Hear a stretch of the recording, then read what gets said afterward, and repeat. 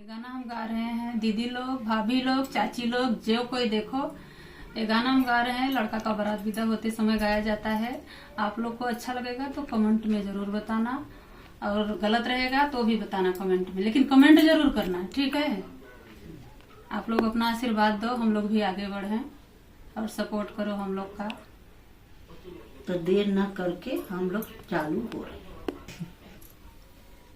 जय सई करहिया में घीवा घुमारई, तेरा घुमारई करहिया के बीच रे, तेरा घुमारई करहिया के बीच मड़ाए में घुमारैया जा हो कवना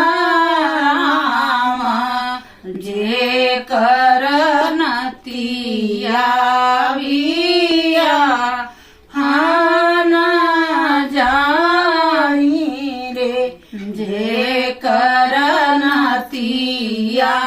बिया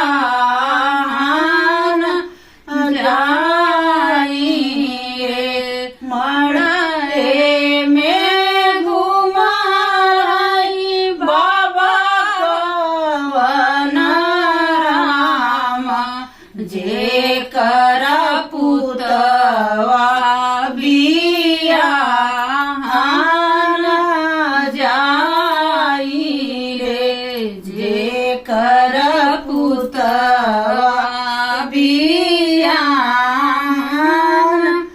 जाई रे। जय सई करहिया